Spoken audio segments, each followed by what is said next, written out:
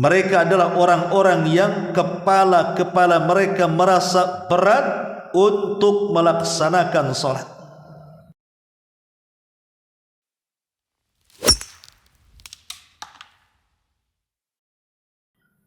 Sedikit bicara tentang neraka. Kita tahu bahwa salah satu keimanan kita kepada yaumul akhir adalah beriman dengan adanya sorga dan neraka, dan keduanya sudah diciptakan Allah. Di antara hadis yang menjelaskan tentang itu adalah hadis Abi Hurairah radhiyallahu anhu. Kata Abu Hurairah radhiyallahu an, kunna ma'a Rasulillah sallallahu alaihi wasallam id sami'a wajbah. Kata Abu Hurairah, kami pernah bersama Nabi sallallahu alaihi wasallam, tiba-tiba terdengar suara gemuruh yang sangat kencang. Faqala, maka beliau bertanya, hal tadruna ma hadha? Kalian tahu suara gemuruh itu suara apa? Qulna Allah wa rasuluhu a'lam. Kami katakan, kata para sahabat, Allah dan Rasulnya yang tahu. Maka Nabi SAW mengatakan, hadha hajarun rumiya bihi finnar mundu sab'ina kharifa fahuwa yahwi finnaril an hatta intaha ila qa'riha fasami'tum wajbataha. Kata Nabi SAW, itulah batu yang sangat besar yang dilempar ke dalam neraka sejak 70 tahun yang silam. Ia terus melayang ke dalam neraka, dan sekarang hingga ia jatuh ke dalam lubangnya. Lalu kalian pun mendengar dentumannya. Bisa bayangkan, orang kalau jatuh dari titian Siratal Mustaqim, itu baru sampai di dasar Jahannam itu setelah 70 tahun lamanya. Artinya neraka ini sesuatu yang sangat mengerikan. Makanya kalau kita lihat orang-orang yang masuk ke dalam neraka, itu digambarkan dalam Quran bagaimana doa-doa mereka. Sebut saja Allah Subhanahu wa ta'ala mengatakan dalam surah Hud ayat 106 dan 107. Allah Subhanahu wa ta'ala mengatakan, fa ammal ladzina syaqu fa fin nari lahum fiha zafirun wa syahid khalidina fiha ma damatis samawati wal ard illa ma syaa rabbuk inna rabbaka fa'alu lima yurid. Maka adapun orang-orang yang sengsara, maka tempatnya di neraka. Di sana mereka mengeluarkan dan menarik nafas dengan merintih karena kesakitan. Selama ada langit dan bumi, kecuali jika Tuhanmu menghendaki yang lain. Sungguh Tuhanmu maha perkasa terhadap. Mereka pun berteriak-teriak di dalam neraka itu. Kemudian mereka mengatakan, ya Rabb kami, keluarkan kami dari neraka. Niscaya kami akan mengerjakan kebaikan yang berlainan dengan yang telah kami kerjakan dulu. Jadi penduduk neraka itu meminta kepada Allah dikeluarkan neraka. Mereka berjanji kalau mereka dikembalikan ke dunia, mereka akan beramal saleh. Mereka terus berteriak-teriak seperti itu. Tapi apa jawaban Allah Subhanahu wa ta'ala? Awalam nu'ammirkum ma yatadzakkaru fihi man tadzakkar wa ja'akumun nadhir fadzuqu fama lidh-dhalimina min nasir. Maka Allah Subhanahu wa ta'ala katakan, bukankah telah kami panjangkan umurmu sewaktu di dunia, kata Allah. Kemana saja? Sewaktu kau di dunia itu kemana saja? Makanya Allah mengatakan, bukankah kami telah memanjangkan umurmu untuk dapat berfikir bagi orang-orang yang mau berfikir? Padahal telah datang kepadamu seorang pemberi peringatan, maka rasakanlah adab kami, dan bagi orang-orang zalim tidak ada satupun penolong.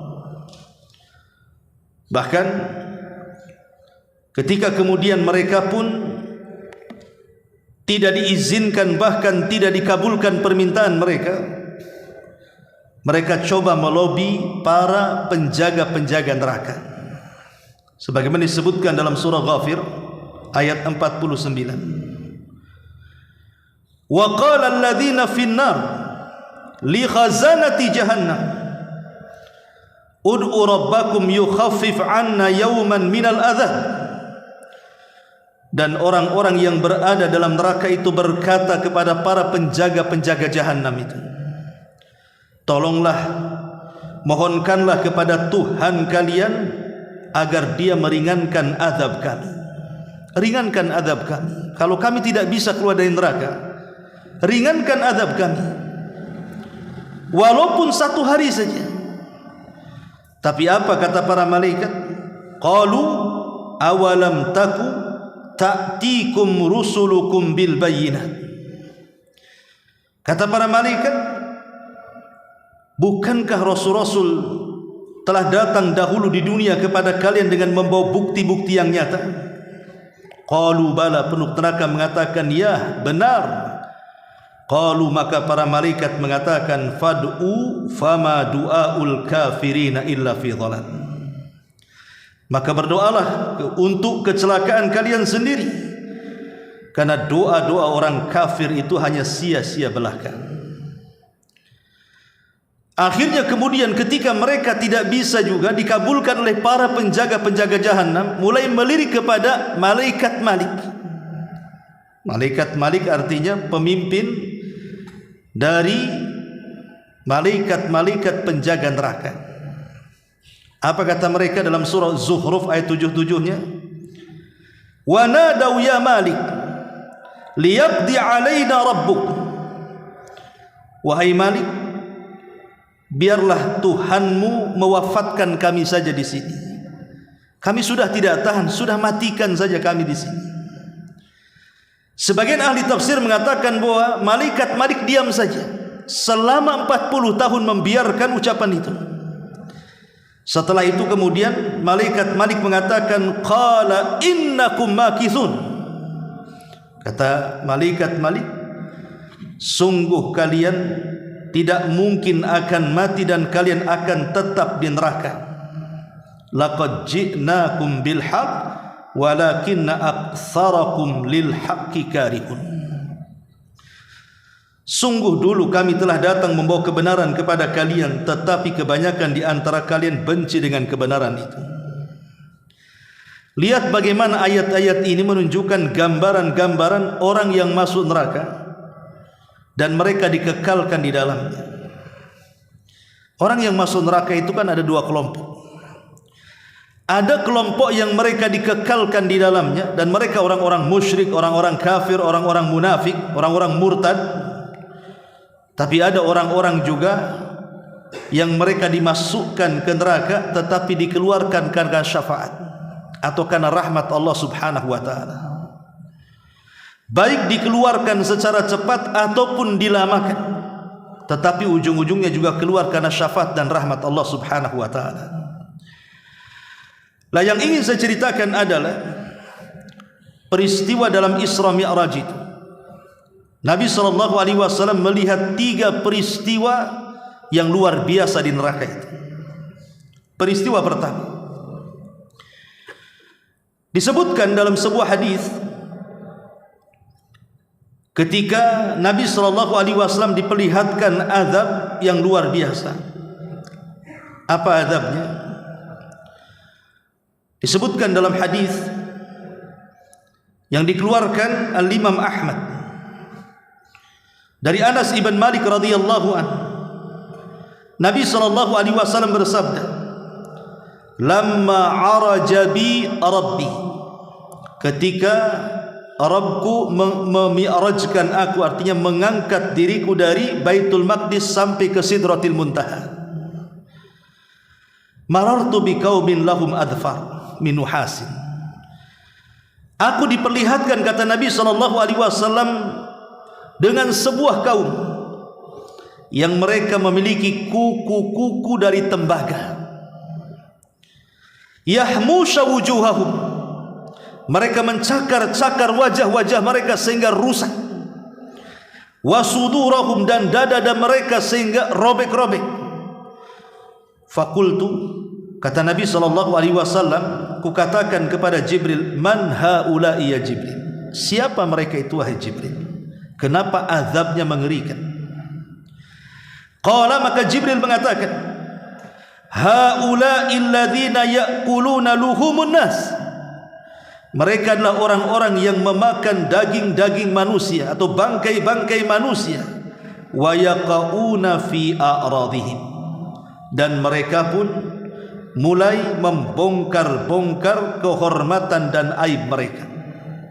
Hadis ini dikeluarkan Al-Imam Ahmad dan disahihkan oleh Syekh Nasiruddin Al-Albani rahimahullahu taala dan Syuaib Al-Arnaud rahimahullahu taala. Perhatikan riwayat yang pertama. Nabi SAW diperlihatkan orang-orang yang mereka memiliki kuku-kuku dari tembaga kuningan, kemudian dicakar wajah dan dada mereka sehingga rusak wajahnya dan robek dadanya. Ketika ditanya dosa apa mereka, rupanya mereka adalah orang-orang yang ketika di dunia lisan mereka suka ghibah, suka menggibah. Pertanyaan pun muncul, bukankah ghibah itu dilakukan oleh lisan? Orang kalau menggibah itu kan lisannya yang bicara. Entah kemudian membicarakan keburukan orang, atau berdusta tentang orang, atau membongkar aib orang, itu kan pekerjaan lisan. Tapi kenapa siksanya justru mencakar-cakar wajah dan merobek-robek dada dengan kuku-kuku mereka? Harusnya kan yang diadab lisannya, karena yang berdosa kan lisannya, kan begitu. Kenapa yang diadab kemudian harus mencakar wajah dan dada? Ulama mengatakan, kenapa adabnya seperti itu? Inilah yang disebut dengan al-jaza min jinsil amal. Balasan itu disesuaikan dengan amalannya. Tujuan orang-orang yang menggibah itu, ikhwan, tujuan orang-orang yang menggibah itu rata-rata adalah hendak memburuk-burukan saudaranya. Kalau seandainya orang yang digibah itu tahu, pamannya antum menggibah saya, memburuk-burukan saya, tentu saya akan malu. Dan rasa malu itu biasanya terpancar dari wajah, dan saya akan kecil hati, dan itu ada di dada.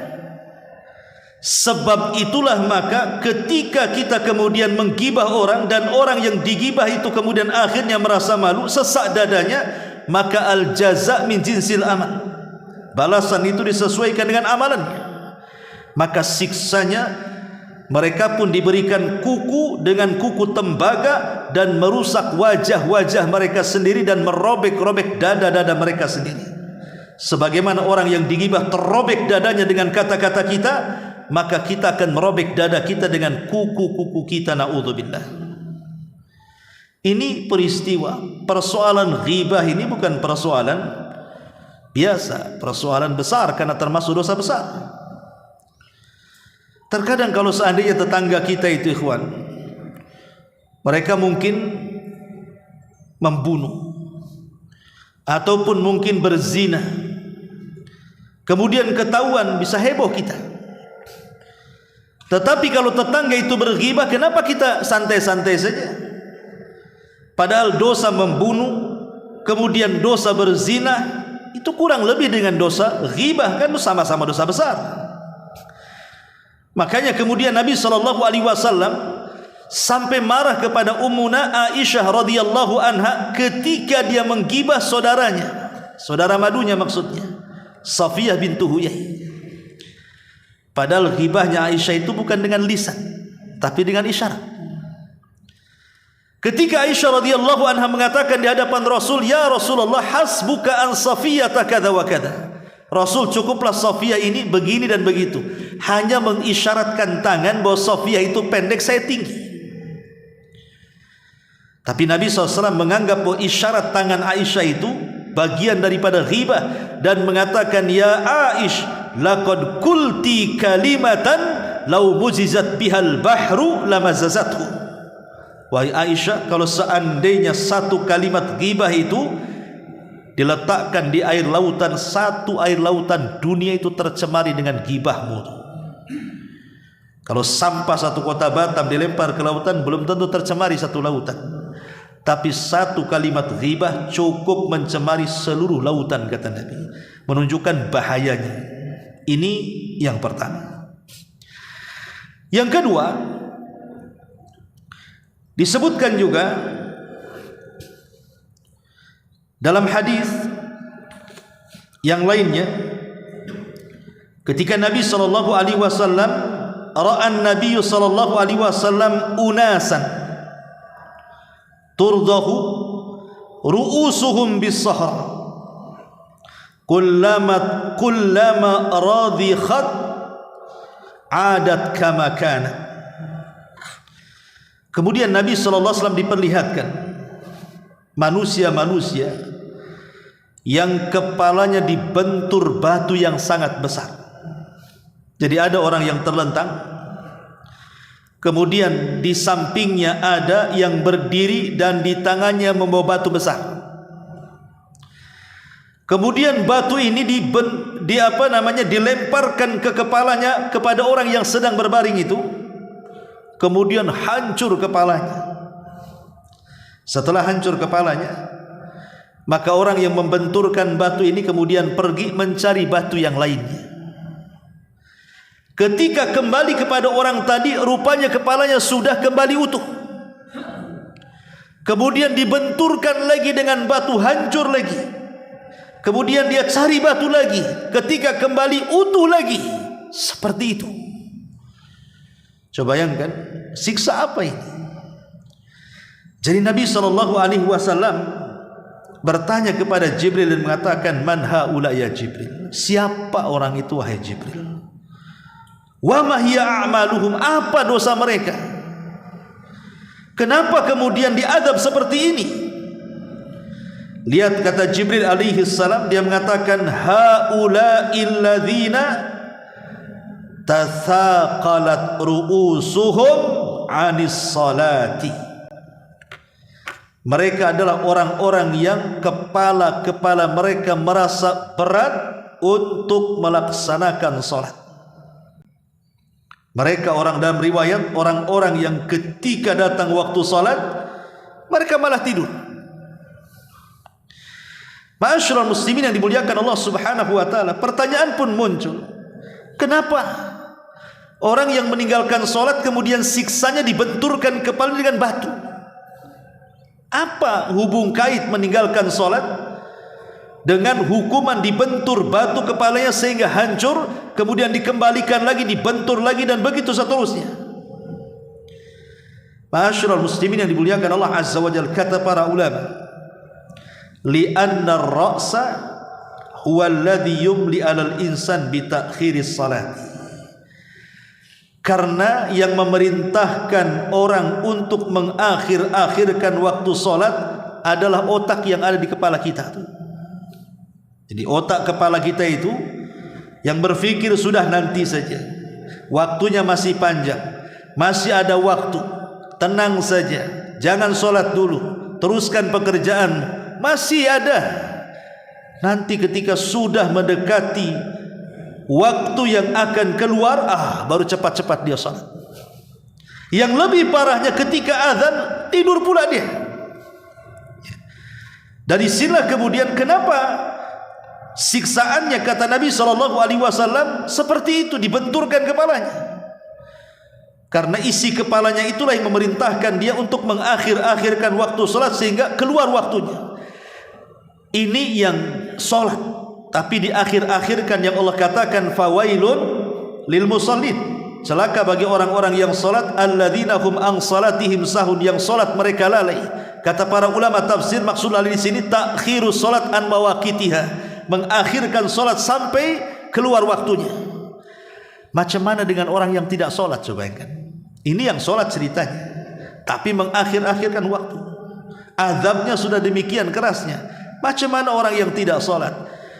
Maka Allah katakan, ma salakakum fi saqar. Kenapa kalian sampai di adab neraka saqar? Maka orang-orang neraka saqar mengatakan, qalu lam naku minal musallin. Karena dulu di dunia kami tidak pernah solat. Rupanya orang yang meninggalkan solat, ada neraka khusus bagi mereka yang disebut dengan saqar. Naudzubillah. Ini yang kedua. Ma'asyiral muslimin yang dimuliakan Allah Subhanahu wa taala. Kemudian yang ketiga, Nabi SAW diperlihatkan dalam peristiwa itu rajulan yasbahu fi nahri damin wa yulqabul hijaratu. Faqala an-nabiy sallallahu alaihi wasallam, man haula'i ya Jibril? Wa limadha yu'adzab fi hadha an-nahri min ad-dam wa yulqamul hijarah? Faqala sayyiduna Jibril alaihi salatu wassalam, hadha akilur riba, hadha alladhi yata'amal bir riba. Jadi yang ketiga, Nabi SAW melihat ada orang yang berenang di sungai darah. Jadi sungai itu seperti darah, merah ya. Jadi ada orang yang berenang di tengah-tengah itu. Mereka tidak bisa ke pinggir. Mereka putar-putar coba di dalam sungai itu. Karena setiap ke pinggir, maka para malaikat di pinggir-pinggir sungai itu sudah menyiapkan batu. Untuk apa? Untuk disuapkan ke mulutnya, sehingga dia ketakutan, akhirnya kembali berenang ke tengah lagi. Setiap ke pinggir disuapi batu, kembali lagi ke. Coba bayangkan, kita saja kalau berenang kehabisan oksigen gitu ya, bisa mati itu. Ini disiksa betul-betul karena tidak bisa ke pinggir. Setiap ke pinggir disuapi batu, setiap ke pinggir disuapi batu. Naudzubillah. Kemudian Nabi bertanya kepada Jibril, dosa apa orang ini? Maka Jibril mengatakan, orang itu akilur riba, orang yang suka memakan riba, dan mereka bermuamalah dengan menggunakan sistem riba. Pertanyaan pun muncul seperti biasa, kenapa orang memakan riba? Kok azabnya kayak gitu? Direnangkan di sungai darah dan disuapi dengan batu. Kok seperti itu azabnya? Na'udzubillah. Ma'asyiral muslimin yang dimuliakan Allah Azza wa Jalla, ulama mencari hikmahnya dan mengatakan, li'annal murabbi, karena orang-orang yang suka meribakan atau memakan riba itu, kana yastaghillu dha'fa wa hajatan nasi fil ma, fakana yudayin wa yuqridun nas wa yashtaritu an ya'khudha ziyadatan an aslil mal, fakana yamtassu ziyadatan an aslil mal bira rahmatin wala syafaqatin wala dhamir. Karena orang-orang yang suka memakan riba itu, kata ulama, mereka memanfaatkan kelemahan manusia dan hajatnya manusia kepada harta, dia manfaatkan. Seperti para rentenir itu. Orang yang, kalau orang kaya, orang cukup, tidak mungkin datang ke rentenir kan. Orang yang datang ke rentenir itu kan orang-orang lemah, orang-orang yang sedang berhajat harta. Mereka bingung meminjam kemana, akhirnya ke pinjol kemana, yang ada bunganya kan di situ. Dan mereka pun menyaratkan untuk menambah ketika terjadi pembayaran. Dan biasanya orang-orang pemakan riba itu tidak ada rahmat dalam hatinya. Mereka tidak ada kasihan, tidak ada rahmat. Rentenir itu tidak ada kasihan. Lihat kasus-kasus negeri kita gara-gara penjol kan. Banyak orang bunuh diri, diteror setiap hari, didatangi debt collector dan begitu seterusnya kan. Karena tidak ada rahmat mereka sama sekali. Makanya karena mereka tidak ada rahmat sama sekali, sehingga fa inna ahlal ilmi yutlikuna ala akilir riba misasuddan. Makanya ahlu ilmi, para ulama menganggap para pemakan riba itu mereka sedang menyedot darah-darah manusia. Sehingga wajar kalau seandainya mereka pun seperti lintah darat suka mengambil darah orang, maka mereka dihukum dengan cara mandi dan berenang di sungai darah, kata ulama. Adapun kemudian batu yang dimasukkan dan dijejalkan ke mulutnya karena mereka memakan harta yang bukan haknya. Haram harta riba dimakan. Itulah kemudian al-jaza min jinsil amal. Balasan itu disesuaikan dengan amalannya. Seperti itulah hukumannya. Inilah tiga peristiwa yang mengerikan, ma'asyiral muslimin yang dimuliakan Allah Subhanahu wa taala. Dosa pemakan riba. Yang kedua, dosa penggibah. Dan yang ketiga, dosa orang yang meninggalkan salat. Adapun tiga peristiwa yang lainnya, ketika Nabi SAW masuk ke dalam sorga, Rasul pun diperlihatkan tiga peristiwa. Peristiwa yang pertama, Nabi SAW diperdengarkan suara terompah. Suara terompah. Kata Nabi SAW kepada Jibril, ini suara terompah siapa? Kok ada suara terompah di sorga? Maka Jibril alaihi salatu wassalam mengatakan, ini suara terompahnya Bilal. Subhanallah. Orangnya belum masuk sorga, sandalnya pula sudah di sorga. Akhirnya setelah peristiwa ini Nabi SAW kemudian memanggil Bilal. Kemudian bertanya dan mengatakan, ya Bilal, inni sami'tu khashkhasataka fil jannah, madza tasna ya Bilal? Bilal, sewaktu aku diperlihatkan sorga, aku mendengar suara terompahmu di sorga. Apa yang kau lakukan wahai Bilal? Amalan apa yang menjadikan terompahmu masuk sorga wahai Bilal? Bilal bingung. Tapi Bilal teringat dengan amalan dia yang tidak pernah dia tinggalkan seumur hidup dia, dan dia mengatakan, ya Rasulullah, ma tawadda'tu wudu'an illa wa qad shallaitu rak'ataini. Oh, boleh jadi wahai Rasul, karena aku kalau setiap melaksanakan wudu, aku sertai dengan 2 rakaat salat wudu. Dan Bilal itu terkenal orangnya tidak pernah meninggalkan wudu. Jadi kalau batal wudu lagi, batal wudu lagi, kemudian diiringi dengan salat 2 rakaat, salat sunnah wudu. Artinya bahwa di sini lihat amalan-amalan Bilal ini luar biasa, dan kita bisa contohkan begitu. Karena orang yang senantiasa di atas kesucian, di atas wudu, akan terjaga hidupnya. Ini peristiwa pertama. Peristiwa yang kedua, Nabi SAW kalau tadi mendengar suara terompah, ini mencium bau. Rasul mencium bau yang sangat harum sekali. Sehingga Nabi SAW bertanya, ini baunya siapa ini? Harum sekali. Maka dikatakan kepada Nabi SAW, ini baunya Masyitatu ibnatu Fir'aun. Ini adalah harumnya Masyitah, tukang sisirnya anak putri Fir'aun. Nabi SAW tentu heran, kok bisa? Maka dikisahkan tentang kisah Masyitah. Jadi satu hari Masyitah ini sedang menyisiri putri Fir'aun, kemudian jatuh sisirnya. Lah Masyitah ini kan sudah beriman dan menyembunyikan keimanannya kepada Nabi Musa alaihi salam. Tiba-tiba dengan refleks dia mengatakan bismillah, dengan menyebut nama Allah, ku ambil sisir ini. Anak putri Fir'aun ini dikiranya Allah itu adalah Fir'aun, Tuhan dia. Bayangkan Fir'aun mendoktrin anak-anaknya, bukan hanya masyarakatnya, keluarganya didoktrin bahwa dia adalah Tuhan. Sehingga kemudian putri Fir'aun ini bertanya kepada Masyitah, kan, apakah Allah itu maksudnya Fir'aun ayah? Maka Masyitah mengatakan, oh bukan, dia Rabbi wa Rabbuki wa Rabbu abaki wa Rabbu jami'an nas, katanya. Oh bukan, dia adalah Tuhanmu, dia adalah Tuhanku, dia Tuhan bapakmu, dan dia adalah Tuhan seluruh manusia. Oh, marah anak putrinya Fir'aun. Kalau begitu kau mengingkari ketuhanan ayahku, kulaporkan kau.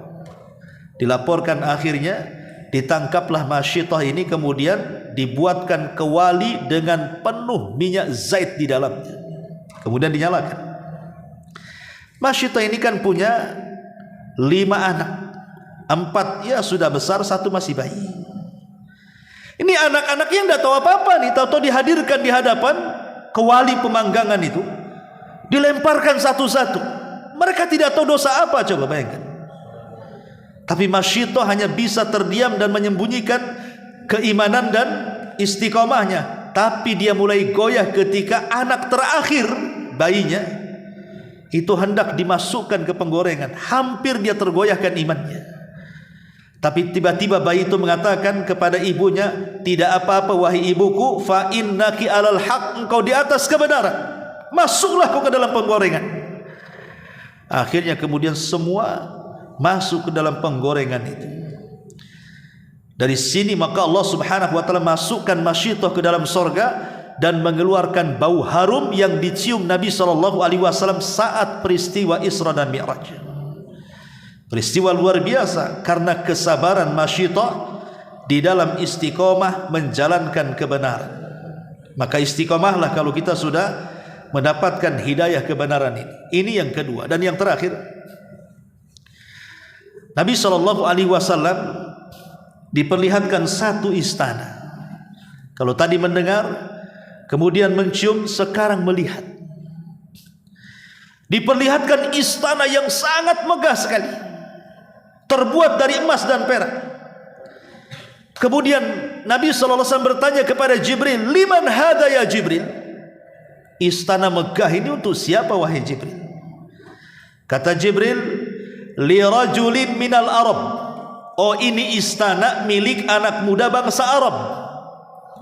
Kata Nabi SAW, fadhanantu annahu ana. Jangan-jangan saya, karena saya orang Arab, jangan-jangan ini milik saya kan orang Arab. Maka Rasul mengatakan, ya Jibril, liman hadha? Jelaskan untuk siapa. Maka Jibril kemudian mengatakan, li rajulin min Quraisyin, untuk satu anak muda dari bangsa Quraisy. Kata Rasul, fadhanantu annahu ana. Jangan-jangan aku kan orang Arab, aku kan orang Quraisy. Rasul makin penasaran dan mengatakan, liman hadha ya Jibril? Tolong ya Jibril, untuk siapa? Ya, kok ngulur-ngulur jawaban begini? Maka Jibril mengatakan, li Umar ibnil Khattab. Ini istananya Umar ibnil Khattab radhiyallahu anhu.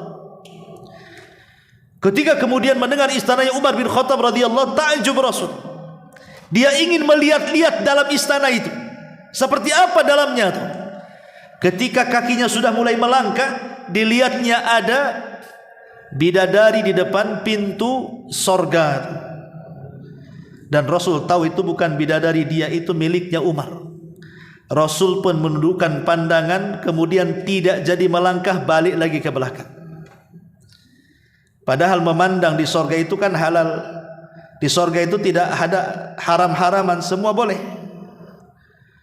Tapi Nabi SAW tetap ghaddul basar, menundukkan pandangan karena itu milik orang. Sehingga setelah peristiwa ini, Rasul memanggil Umar bin Khattab radhiyallahu anhu, menceritakan soal istananya. Sampai ketika kemudian dia hendak masuk ke dalam istana, dilihatnya ada bidadari Umar. Rasul tak mau masuk. Umar menangis dan mengatakan, a'agharu ilaika ya Rasulullah, a'agharu alaika ya Rasulullah. Apakah aku harus cemburu kepadamu wahai Rasul? Kenapa kau tak masuk, katanya. Apakah harus aku cemburu kepadamu? Kenapa kau tak masuk, kata Umar. Ma'asyiral muslimin yang dimuliakan Allah Subhanahu wa taala. Lihat bagaimana Nabi diperlihatkan istana yang luar biasa yang ada di sorga ini. Dan setiap orang masuk sorga, waliman khafa maqama rabbihi jannatan.